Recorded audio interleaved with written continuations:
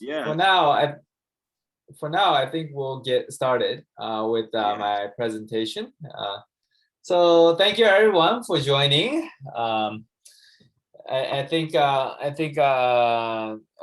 thank you for the organizer for organizing as well. Today, I'm based in Tokyo, Japan, and I am here today to give you a short presentation on the topic of studying abroad in Japan. So I have a short presentation on PowerPoint that I want to share with you, and this PowerPoint will take about 30 minutes, in which I will introduce myself as well as the organization that I work for, and also some of the benefits and the specifics of studying in Japan. So let me share my screen so you can all see my presentation. And here we go. That's the presentation. And let's go into the presentation. Okay. I hope you can all see my presentation. Yes. I'm seeing very clearly. Yeah, sure. I'm following. Great. Is everyone following? Yes, I'm following. Colin, yes, following. Very clear, sir. Okay. Very clear. Okay, great. That's good to see. Okay. Right. Just a second. All right. Okay. Starting from the top. All right. So I hope you can see all the presentations. So today's topic is why you should consider studying abroad in Japan. My name is Xiaochen Su. I'm the managing director of an NGO. We're a non-government nonprofit organization called Study Abroad Research Institute. I will introduce myself during the first part of this presentation, and then I will talk about why you should consider studying abroad in Japan. Okay. So what are we going to talk about today? Today's topics are, oh, wait, there are still more people coming in. Good. So today's topics. Okay, first, what is our organization? So I mentioned Study Abroad Research Institute. That's the organization I work for.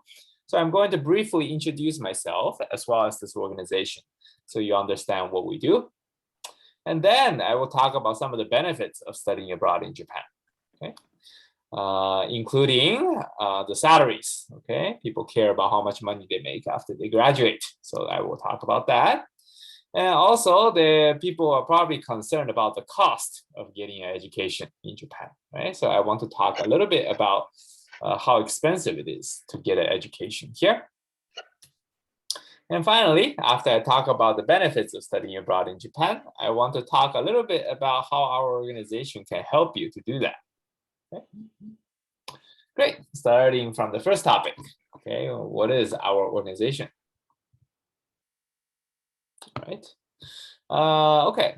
So we're as I mentioned, a nonprofit organization, and we're run by students, and we're all run by foreign students who study abroad in Japan. And our goal is to try to get more students to study abroad in Japan in the future. Okay. And we're based in Tokyo, in Japan, where I am currently speaking to you right now. And we're mostly focused right now on getting more African students to Japan. And our organization, we're a nonprofit organization. We're not going to charge you any money for any services, right? So we're not a business. We're just a student organization. Okay. So our job is to reach out to students like you. And we also talk to universities in Japan so that we can encourage you to apply for schools here and encourage the universities to take you as students. Okay, so that's our model. We talk to students like yourself. We talk to the universities, and we also sometimes talk to the government. Okay, so the government can help us to get more students into Japanese universities. Okay, so we talk to different people so that there will be more people coming to Japan to study abroad in the future. Now, why are we doing this? Okay, why are we doing this? That is a bit based on my personal experience. Okay, so I'm just going to give you a little bit of self-introduction of myself. Okay, so I started this organization. Oh, wait, there's somebody else joining the meeting. Okay, So just to give a little bit of self-introduction, I was born in China, so I'm Chinese. I moved to Japan when I was 5 years old. And then I moved to the US when I was 12 years old from Japan.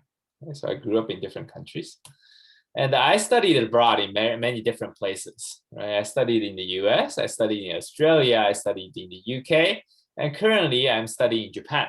Okay, I'm a PhD student doing my doctoral degree in the University of Tokyo in Japan. Okay. And the reason I am helping African students to apply to Japanese universities because of my personal experience. So I worked for 2 years in Tanzania for a nonprofit organization there, doing agricultural microfinance. And when I was in Tanzania, I applied to the current university where I'm studying in, the University of Tokyo. So I have personal experience applying to a Japanese university from Africa. So I understand that it is possible, okay, because I did it myself, right? And so that's why I think it's something that you should consider as well, because it's definitely a possibility, very realistic one. Okay, so that's me. So that's a little bit of self-introduction on our side. Now, I want to talk about a little bit about the benefits of studying in Japan. Okay, why should you consider studying abroad in Japan?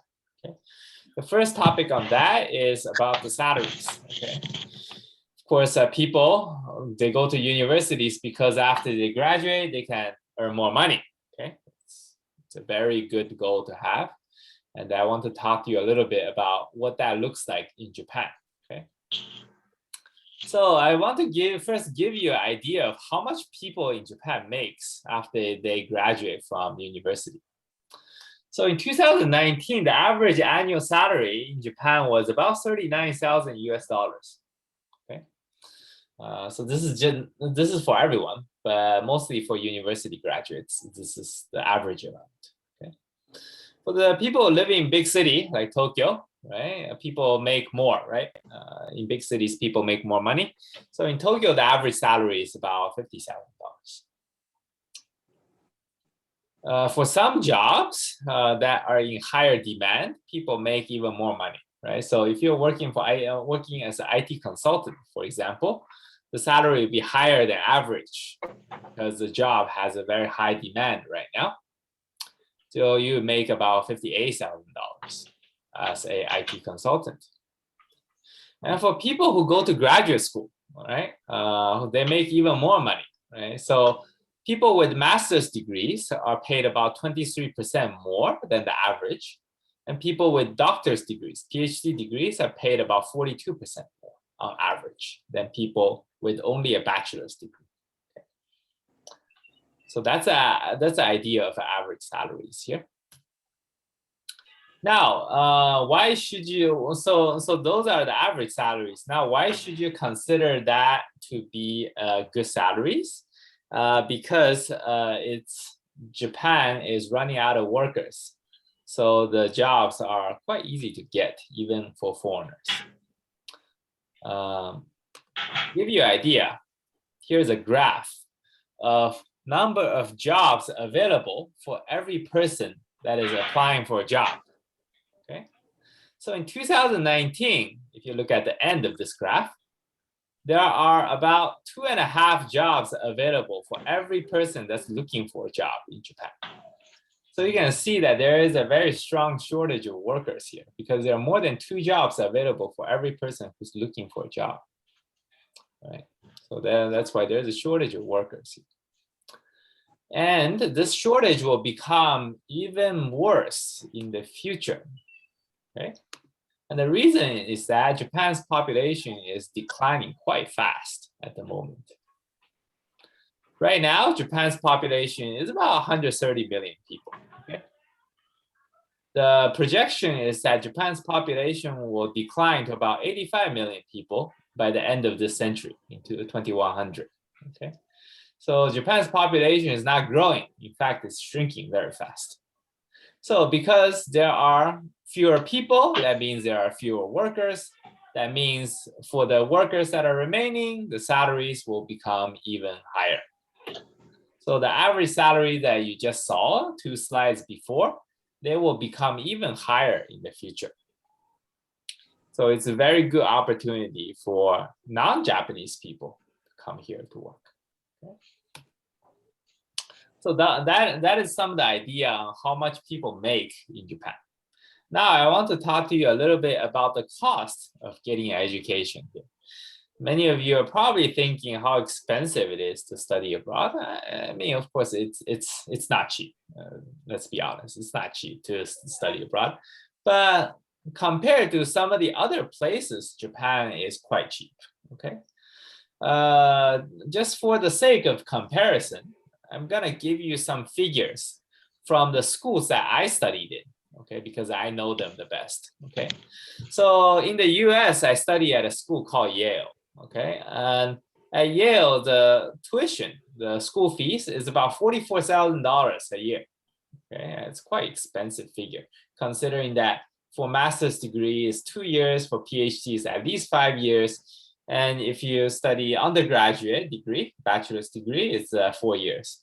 So that $44,000 you have to multiply by the number of years that you're studying. So it's quite expensive. Same with London.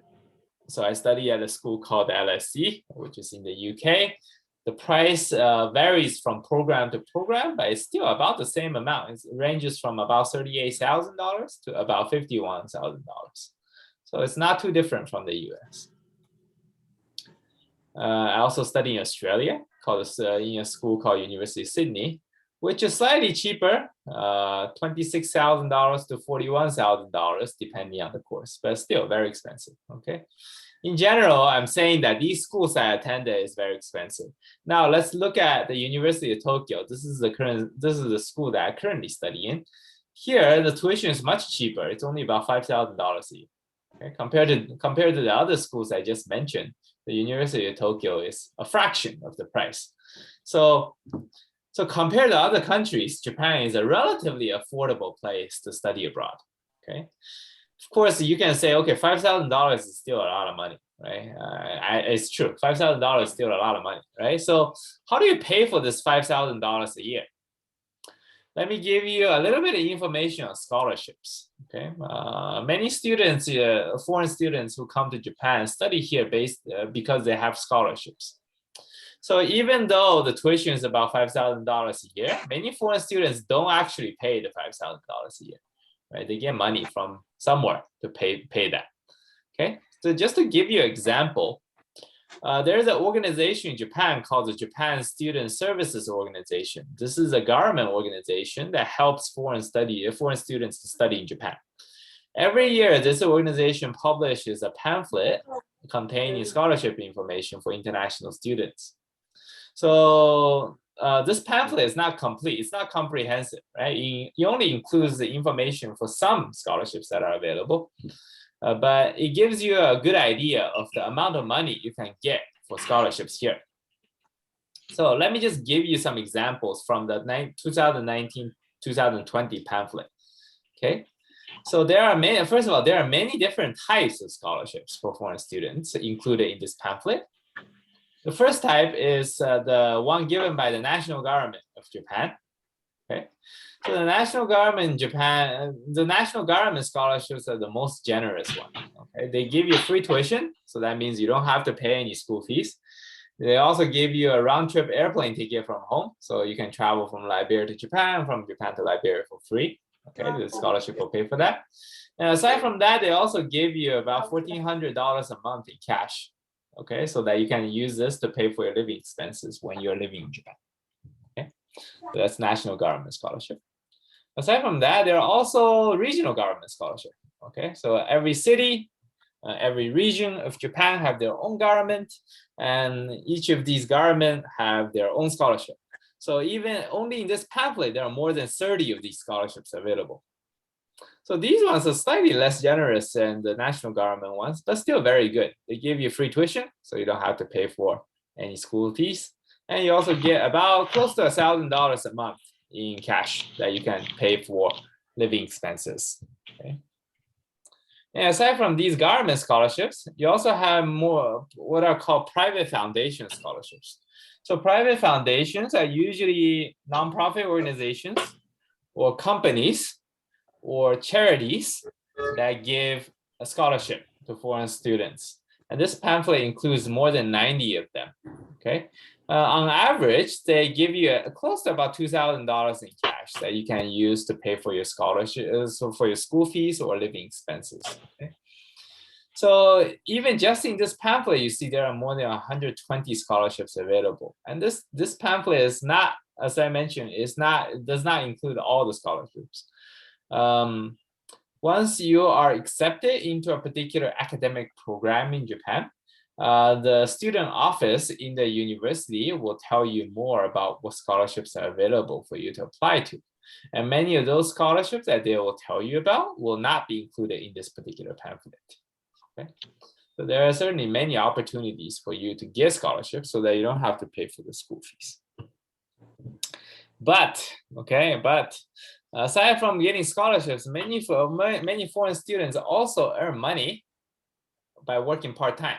Okay, so your scholarship is not the only way for you to get money to pay for your school fees and living expenses when you're in Japan. Many students work part-time. So in Japan, once you get a student visa, it allows you to work part-time for about 28 hours a week. Okay. And during the summer and winter holidays, when you don't have classes, you can work full-time, okay? So it gives you a lot of opportunity and time for you to work outside of school, right? Of course, it depends on your schoolwork, right? If you're busy with schoolwork, you don't have the time to work. But if you do have the time, you're legally allowed to work, okay? And so with this 28 hours a week, what do most foreign students do? Here are some examples. Okay, one popular one is teaching English. I'm sure you guys all speak English just fine. So you're qualified to teach English. And English teaching pays about $39 per hour in Japan. But of course, English teaching is a tough job. It's very tiring. Yeah? So there are easier jobs, like for example, if you work in a store or a restaurant as a staff, right? It pays you about $14 an hour. Right? And for many people, they choose to work in construction or in factories or in warehouses. Okay, slightly harder job than store or restaurant, but it pays more, right? It pays double the amount. It pays about $28 an hour, right? So yeah, so these are hourly wages. So you can sort of calculate yourself on how much money you can make if you decide to work about 28 hours a week. It's a pretty good amount of money, right? You can easily make more than $1,000 a month by working part-time. Okay. Yeah. So yeah, so that's about getting a degree and what are the cost considerations. Okay. Last, I want to talk to you briefly about how our organization can help you. Now, we're a small organization, but there are a few steps that we can do to help you. One is help you find resources to learn the language. Okay. Many students ask whether you need to know the Japanese language in order to study in a university in Japan. And the answer is yes and no, right? There are some programs that are purely English, okay? So for your classes, you don't need to use the Japanese language. But even if you don't use Japanese language in the classroom, that doesn't mean you don't need to know the language, because you need to know it to live in the country, right? Most people in Japan only speak Japanese, right? They don't speak English. So if you don't speak any Japanese at all, it might be a little bit difficult for you to survive, right? And after you graduate from university, most of the jobs that are available in Japan will require you to know at least some part of the Japanese language, right? So it is, in the long term, quite important for you to learn the language, at least to some extent. So before you get to Japan, it might be good for you to find some online resources to learn the language. I mean, you don't have to go to classes and pay a lot of money. If you go to YouTube, there are many people who are doing videos about the Japanese language, and that's a good place to start. Okay, so we can recommend you some of those places where you can start learning the very basics of the language. Next, we'll tell you different courses from our partner universities. Okay, there are different programs that are available for foreign students to apply to, and these informations are all on our website, which I will share with you at the end of this presentation, probably after, right? I'll need to share the link with you. So yeah, so you can take a look at the details of all those programs to see how you can apply directly to those programs. Next, we will not only tell you about where to apply, but we also provide the details on how to apply. Okay, of course, at the end, we don't decide. It's the universities that decide how you apply, but we can point you to the right places so you can look at the information yourself on how to apply, right? And last, I can certainly help answer any questions you have about Japan as a country, right? I mean, if you do decide to study abroad here, for all of you, it'll be your first time coming to this country. So there are a lot of things that will be different from Liberia, of course, and we're certainly in a position to provide you more information about just what is it like to live in this country. As I briefly mentioned, we work with different universities in Japan. Okay, so our staff has direct contact with admission officers at many universities here. That's why we get information about their programs. So once we get the programs, we put it on our website and share with you, so you can get the extra tips and advice that you need to get into the programs easier. Okay, and that's it. That's all of our presentation for today. I can send all of these links later, but we have our website where you can see all the programs I mentioned, as well as Facebook and other social media, where we will update any new things that are happening with our organization and our partner universities. Yeah, that's it. That's it for my presentation. So yeah, as I mentioned, it was 30 minutes, and it was 30 minutes. So I want to take any questions you may have about the content of my presentation or anything else that you want to ask about.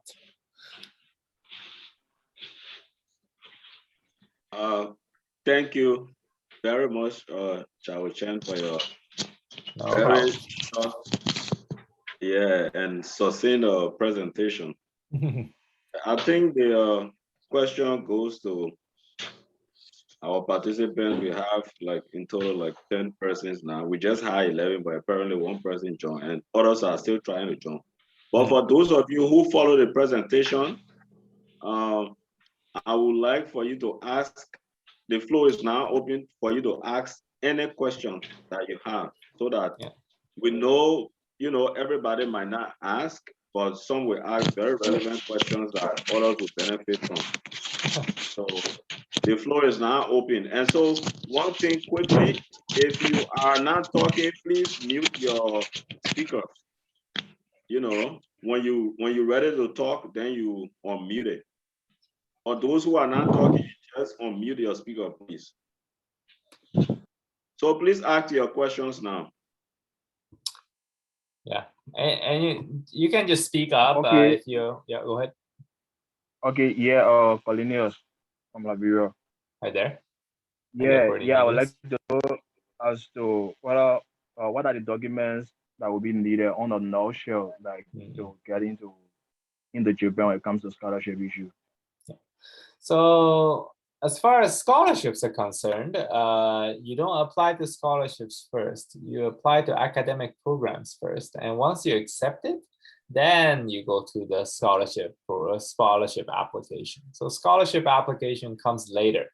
So you first apply to the university, then you get in, then you apply for scholarship. Okay, so that's a process. As far as what documents are needed to apply to the different programs, yeah, of course, it's different from program to program, but in general, the application will require a few things that are generally common to all of the programs. One is documentation about your grades, right? You're all in university, so you have your grades, right? Your transcript. So that's one thing. The other one is application form. Unfortunately, the application form will be different from school to school. So you'll have to go to the university's website to access the form directly there. Okay.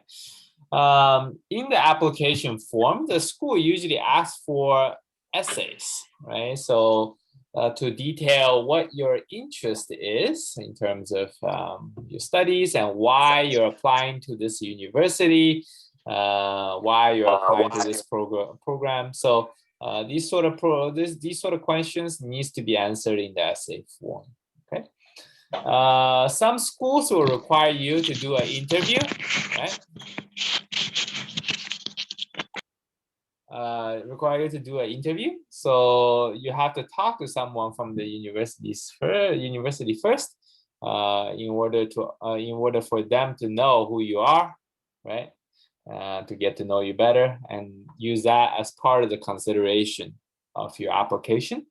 And finally, for some schools, not all of them, but for some schools, they require a admission test, right? This test might be a standardized test, or it could be a test that is made by the school itself, right? So again, this differs from place to place. So you have to look at the university's website to see further information. Okay, I hope that answers the question. Yeah, thanks. Yeah. Yeah. Hello? Hi there. Yes, hello. Go ahead. Yeah, this is Jimmy Bugwe. Hi, Jimmy. Yes, I want to ask a question. This scholarship that has to do with the graduate program, do they have an age limit? And is it a full-time scholarship or part-time scholarship or partial scholarship rather? So as far as age limit is concerned, there isn't any, right? So I am 32, right? I'm 32 years old. I'm still a graduate student. So I'm already on the older side when it comes to going to graduate school. But there's no problem with my age, right? So and there are also students who are older than me, and there are also students, so that's quite okay. So in general, there is no age limit. As far as the scholarship is concerned, I don't know if full-time or part-time is the right terminology for scholarship, but basically some scholarships will give you more money than others, right? Some may cover all of the tuition. Some may only give you part of the tuition money, okay? So yeah, sometimes you may be able to go to school without paying any school fees. Some scholarships will only give you cover part of it, so you may still have to pay a little bit in order to go to school. Okay, yeah, so it depends on the scholarship as well. Yeah. Okay, thank you. Yeah, no worries. Next question. My name is Lucia. Hi there. My name is Lucia. So Hi, I Lucia. want to know, when do a student apply for a scholarship? Like, because you guys have summer, winter, and then fall. Yeah. So again, so you don't apply, again, as I mentioned, you don't apply for a scholarship first, you apply to the program first. You apply to the university first. And after you get into the university, then the school will tell you about the scholarship application process, okay? The application for scholarship is very, very university based, right? So that's something that I need to clarify. And as for when you can apply for the universities, again, it depends on universities, but in general, they're always accepting applications. Okay, they're always accepting applications, just that the schools have different start date, right? So the school usually start, for example, some schools start in October, some schools start in April, okay? So different schools start at different times, right? So once you're accepted, you can only start at a certain point in time when the school is ready to start, right? But as far as the application is concerned, generally they're always taking applications. Yeah. I hope that answers the question. Okay. Okay. Next question. Yes. Okay. Paulinus again. Hi there, Cornelius. Yeah. Looking at the global pandemic that is putting, yeah, I would like to know the measures put in place in entering the Japan. Sorry, I didn't hear your question well. Could you repeat? Yeah, I said, looking at the pandemic globally, I would like to know what are measures put in place for one to enter into Japan. Yeah, so, okay, that's a very good question. Yeah, given the COVID pandemic, everything is unclear at the moment. Yeah, so right now, the Japanese border is closed. So as far as if you can go to Japan immediately, that's not possible, right? The border is closed for the moment. And new student visas are not being issued right now because of this COVID pandemic. So this I hope is going to be temporary, and the policy will change soon. But of course, I'm not from the government, so I cannot tell you when the policy will change. We hope okay. Soon. But right now, as far as right now, it is quite difficult, right? It's you will not be able to come to Japan immediately, right? Of course, you can still apply, but even if you apply and you get in, it will largely depends on the policy at that point in time to see whether you can come to Japan or not. So we'll continue to monitor the policy situation and let you know when things changes. Okay. Yeah. Hope that answers your question.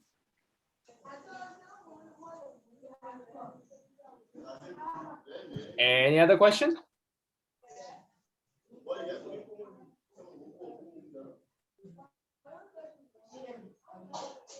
Seems like no other questions then? Yeah, hello.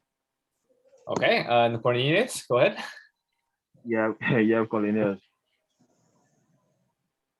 Yeah, like you being in Japan and I guess you are in Japan presently. I would like to know, like when it comes to blacks being on that side, black color people being on that side, how it's like for them, like in terms of discrimination, like safety when it comes to the country.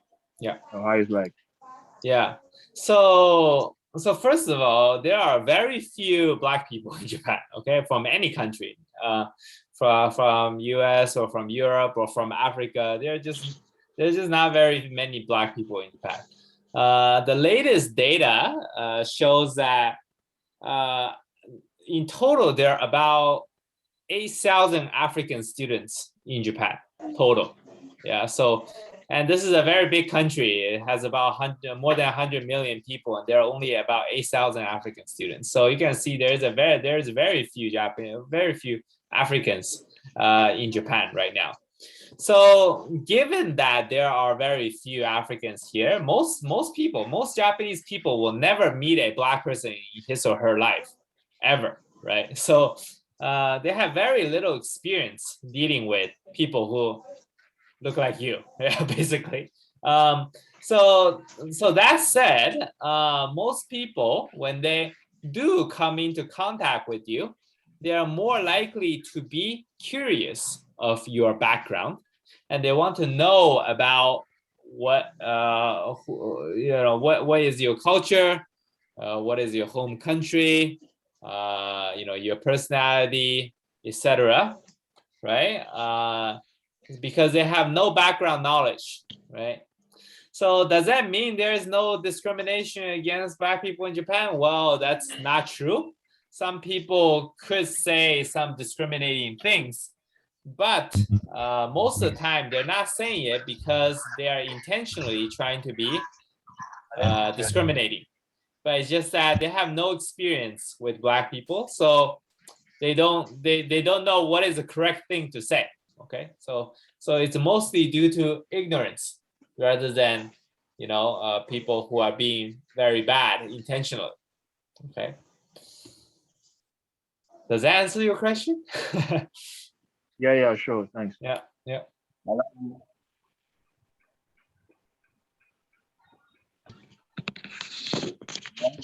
Any other question? Yeah, go ahead, Jimmy. Go ahead.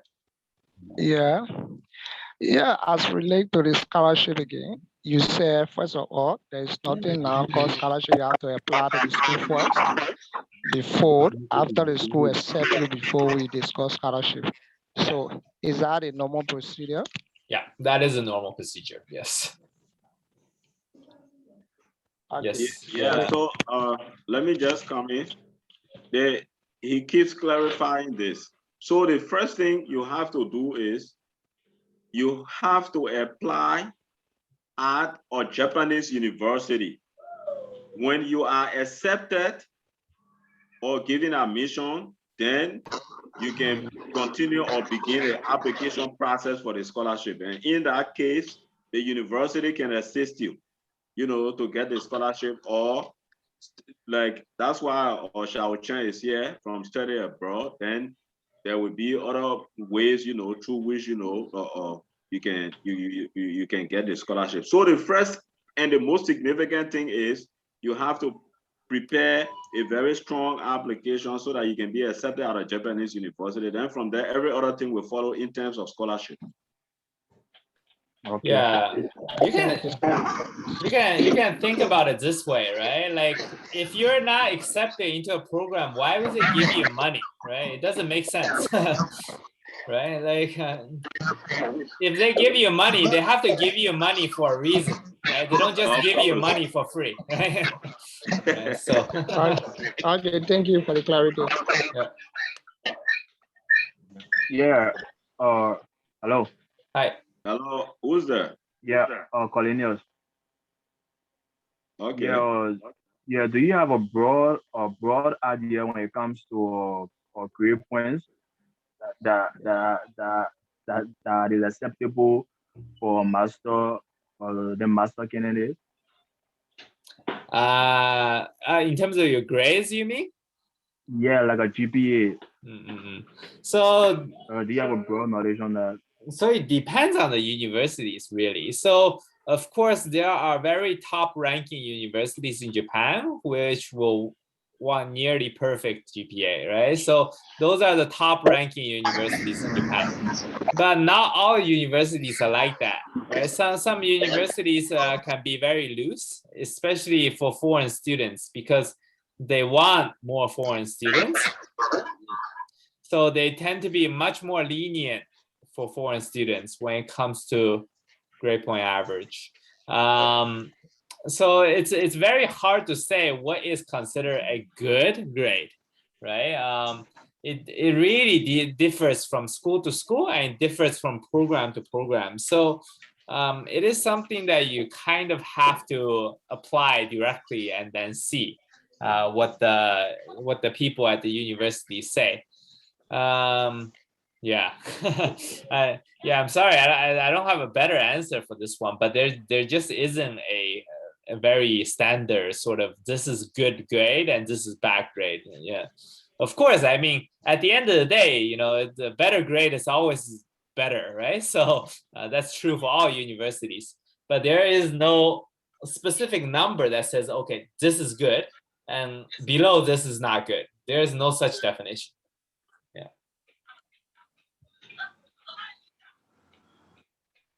I hope that answers your question. Yeah.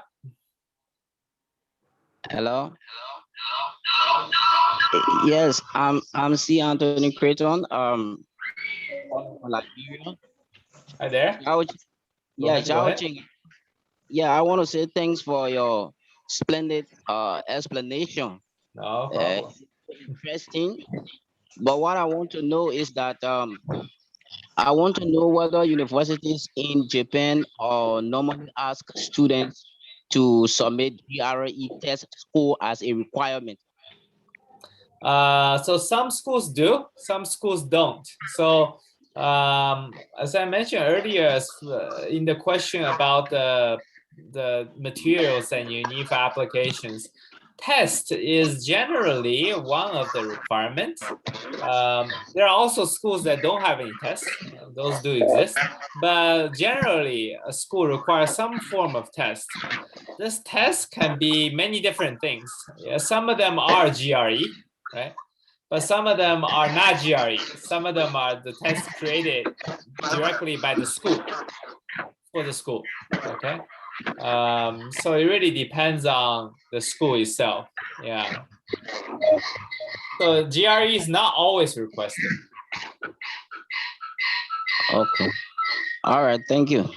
That is understood. Yeah. Thank you very much. Okay, next question. Hello. Hi. Hello. Hi there. Okay, who is this? Yeah. It's cool. Hi. Go ahead. Go ahead. Yeah. I want to know what's I want to know what's the benefits studying. What are the benefits in studying Japan? What are the benefits of studying Japan? Yeah. Yeah. In terms of what? I mean, we went over a few benefits. For example, in terms of salaries after you graduate, so that could be a benefit. Yeah, salaries. Yeah, after graduating. Right. Yeah. So one of the benefit is the salary that you can make. Right. You can get a job in Japan and work here after you graduate. So that is one benefit. If you have any specific benefit that you're thinking of, let me know and I can talk a little bit more about it.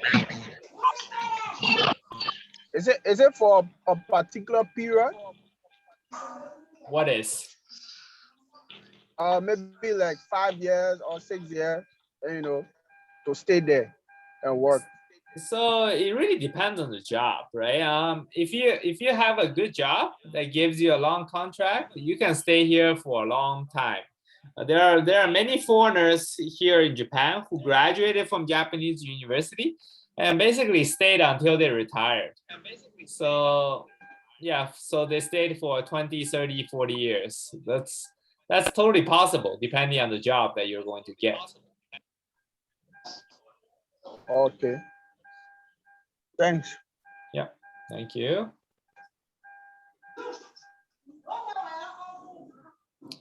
Any other questions?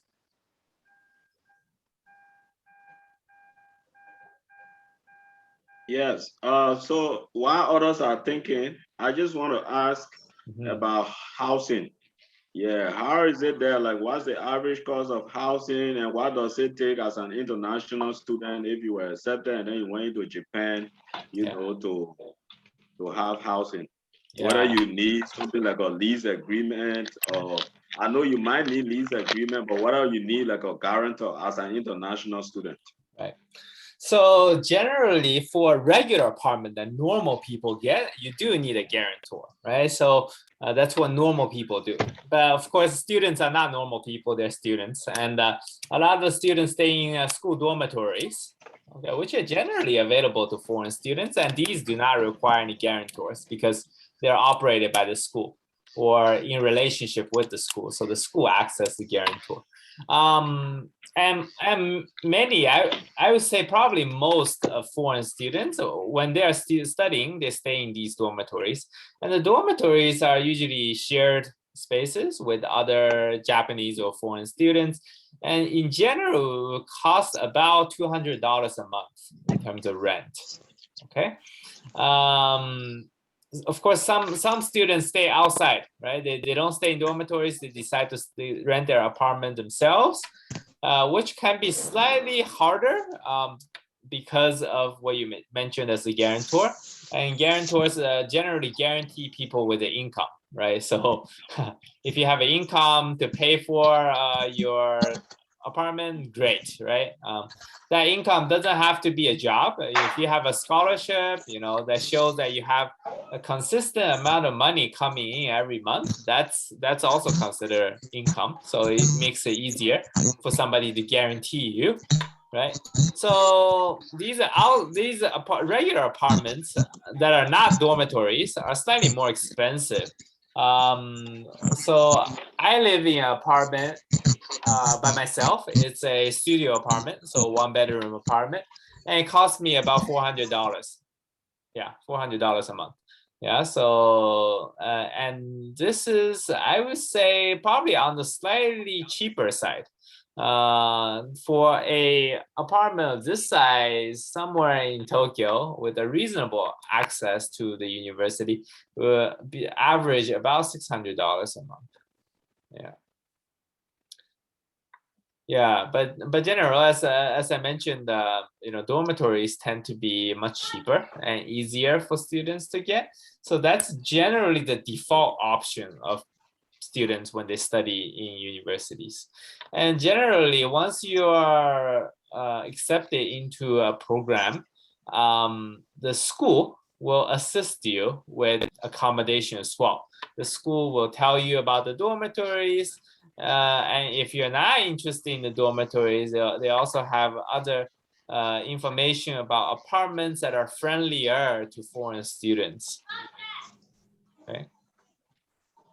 Okay, another question is about moving abroad. Assuming maybe whether you can, when you on the student visa, whether you have the opportunity to take your family along. So for example, maybe I'm doing maybe a master's or a PhD, especially for PhD, that's a long time, okay? Yeah. Will I be allowed to take my family? Yes, absolutely. You're allowed to do so. And there are many examples of graduate students who come here with their families. So of course, the student, him or herself, will be on a student visa. And the family members will be on family or spouse visa. So they are also allowed to work as a spouse, right, of a student, right? So in this case, the student will be in school, and the students might be working part-time, but the spouse tend to work something like close to full-time, right? If they're not also a student, right? So that will definitely be possible. Yeah, and it's something that's very common among graduate students here in Japan. Thank you very much. Yeah.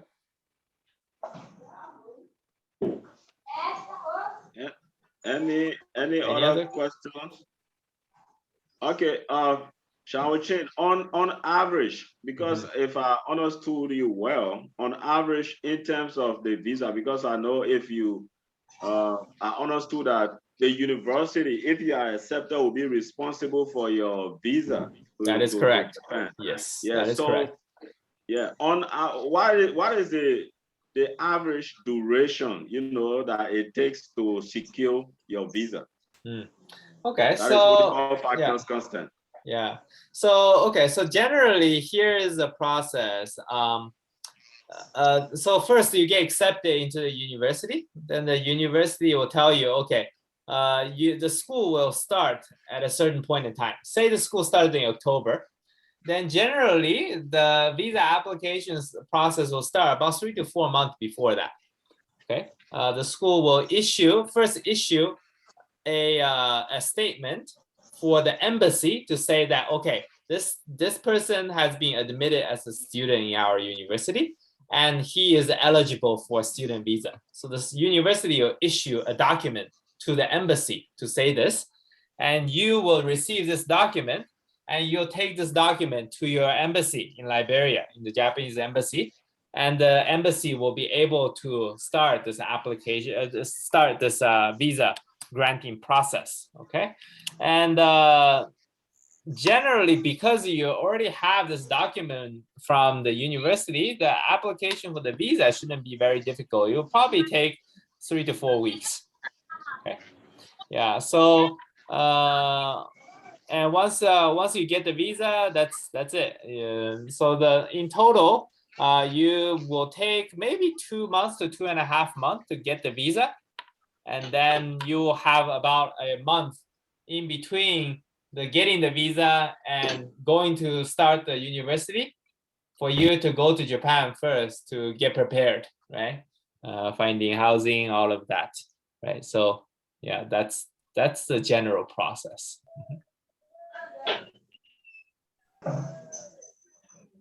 Any other questions? Okay, let's talk a little bit about the food, because it's one of the elements of culture, especially for Africans, and then if you were opportune to be in Japan. What are some of the foods that are in Japan, like that you can easily access, accessible food? Okay, yeah. Should I ask whether there are African stores there like that sell African food? So I have some African friends here, and I asked them about similar questions.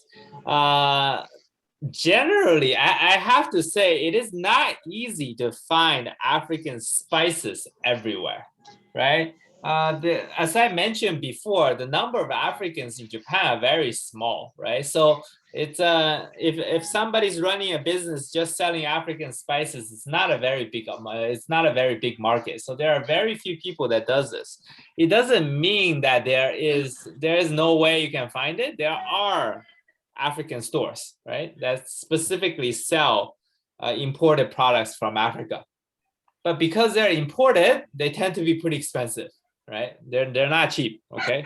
So as far as I know, most students, because the students don't have a lot of money, they don't buy a lot of imported products, even if it's from their home countries.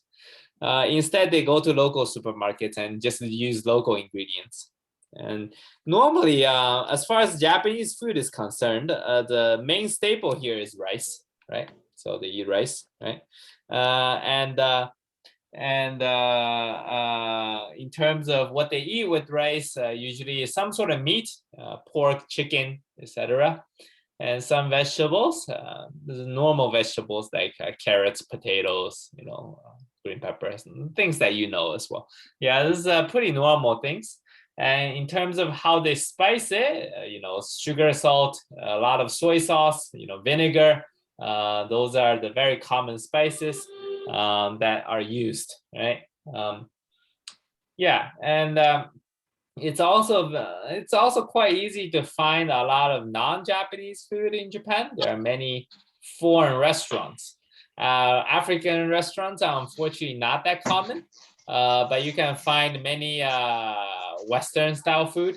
Hamburgers are very common. Italian food is very common. Sometimes French food, German. So European food is common.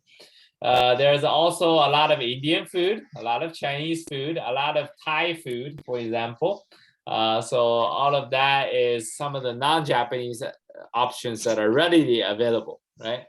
Even in regular Japanese supermarkets, you'll be able to find ingredients that are not from Japan, that are made locally by Japanese companies for Japanese people, right? So a Japanese company may make, for example, ingredients for hamburgers just for Japanese people. So these are not imported products, so they're not that expensive. Yeah. Thank you very much. I don't know if that answers your question, but that's basically a basic idea of what Japanese. Yeah, the question. Yeah, I think you answer very well, and it sounds reasonable to me as well. Hello. Hi there. Yeah, James. Please go ahead. Yeah, Mr. Xiaochen Su. I'm James Pee-wee. Hi, James. Yeah, thank you. I just want to ask this simple question, right? Yeah, go ahead. My whole concentration is just being on getting to Japan. I want to know what's the monetary value in living from Liberia to Japan, if one may ask. Okay, monetary value. Okay, I don't know how would you define that. Yeah, because I'm a student of economics, so everything I do, Right. I like to economize. So that's it. Right. I mean, I think you know, if you follow the presentation earlier, you can talk about the salary you can potentially earn, which is around $50,000 a year, right? So if you work in Japan for 10, 15, 20, 30 years, as many foreigners do, that's a significant amount of money that you can make living in Hello? Japan. Yeah, sorry, go ahead. No, the question, you didn't get it right. Okay, let me put it as that is. I'm in Liberia currently. Right. Yes, and getting to Japan require money. Right. Okay. Yeah. So the initial amount of money that you I want to know in all of the processes, how much am I going to spend to get there to Japan? Yeah. So this one depends on whether you have scholarships or not as well, right? As I mentioned, some of the scholarships pay for the round trip airplane ticket. So you actually don't need any money to you. If you get the scholarship, you don't need any money for you to actually get to Japan, right? So of course, it probably takes you some money to study, right? For example, to prepare the documentation, take the test, etc. So that money you probably need to spend. In terms of how much that is, it varies from person to person and it varies from school to school. It's very hard to put a concrete figure on it. But if you do get a good scholarship, right, after you're accepted into a program, the amount of money that you actually need to spend to get to Japan and get yourself set up in Japan is quite minimal, right? Yeah. Sorry, I don't know if that answers your question, but yeah. Little bit. Hello? Because what I was actually trying to say is that unlike other programs, you will apply, and then after you apply, submit bank statement. What are people from Japan does similar? So that's why I was asking. Right. Yeah. No, if I will interrupt a little bit and to assist Xiaochen, Professor James, that he said once you apply and you got a scholarship, it saves you of spending money to the extent that you have a round trip ticket. So if you got a scholarship, I am not sure you will need bank statements because you are not going to pay your own fees. The university or the donor, whoever going to, or the sponsor, going to deal with all of that. So you don't have to pay money unless you are maybe applying and you want to pay your own school fees. But in the context of this information session, I think most of you are interested in getting admitted to a Japanese university and then get a scholarship. So in that way, you will not really need that money or even bank statements. Thanks for the information. I think it is clear now. Right. Yeah, you're welcome. Next question.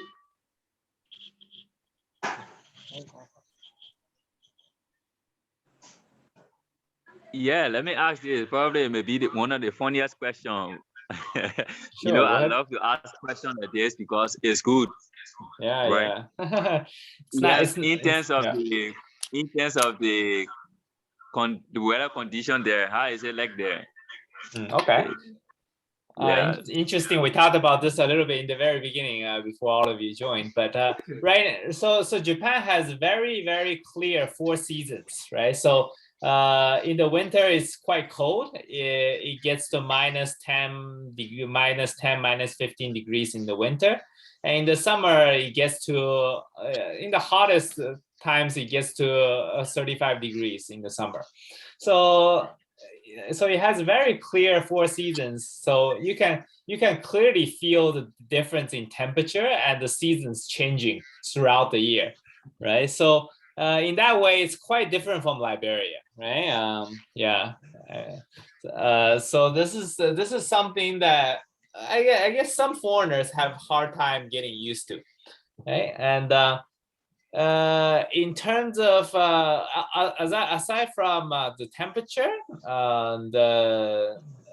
we also have summer rains, right? We have a short rainy season in the summer, where it would rain for about 1.5 months nonstop, basically.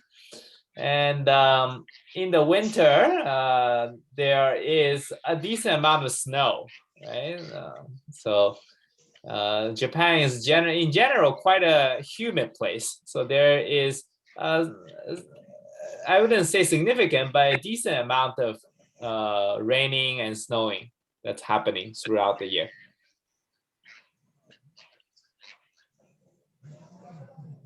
Okay, thank you for the information.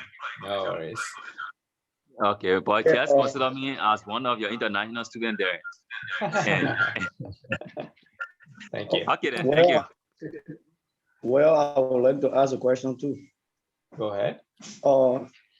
I'm David Howard from Monrovia, Liberia. Hi, David. I would like to also know, as international student, like winning a scholarship, if like you can get, how is it like to get a part-time job in Japan and then working around the school? Okay, so as I mentioned earlier in the presentation, it is possible for you to work for 28 hours part-time basis based on your work, based on your student visa. So it is absolutely legal for you to do so, right? But that's not to say that everybody does it, because people are busy with school. So not everyone has the time to actually work all the time, right? So even 28 hours a week is quite a lot of time to work. So I personally didn't do that much. I worked maybe at times about 10 hours a week, right? Just to help pay for some extra things that I was buying. So I didn't work that much, but I do know people who have worked maximize the time that they're working part-time in order to make as much money as possible outside of school.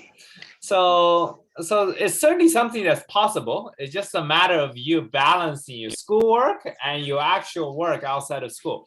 So it really is up to you on this one. Yeah, but legally it's possible for you to work part-time. That's basically what I'm saying. Okay, and another question. Go ahead. Is it that simple to send money home? Working on a school? Yep. So I don't know how familiar you are with international sort of money transfer services, but all the big international money transfer services are available in Japan. Things like Western Union and all of its competitors are all operating in Japan. So sending money home is not particularly difficult in terms of the actual process of doing so. That said, Japan, I think I gave you some indication of how much money you need to spend here in Japan, right? On the living cost, on the housing, on the school. So at the end of the day, it's not a very cheap place, right? So if you are attending school and just working part-time, I don't realistically think you will be able to save a lot of money, okay? After you graduate and you work full-time, then you have more opportunity to save money. But as a student, it's quite difficult to save money. Yeah. So even if you want to send money home as a student, you probably wouldn't have that much money that available to you to actually send home. So I don't know if that answers the question, but yeah, please go ahead. Yeah, exactly. Thank you. I think he asked a relevant question, which is okay, and your response to was very smart, in my opinion. Thank you very much. Because like my experience I had when I was in school, in India, if you want to send, you can only receive money like into India through Western Union, MoneyGram, but you don't send money out, out of India, because I was in Delhi, in school there. So, but unlike Australia, when I was in school in Australia, obviously you want to send money back home, you want to send money to America, everywhere, you're free to do so. But in the case of India, you cannot send money out of India through Western Union, MoneyGram, but you could only receive money through the same MoneyGram or Western Union. So yeah, I thought that question was good, and also your response, to his question was okay. Thank you. Thank you. Yeah. Okay. Any other questions?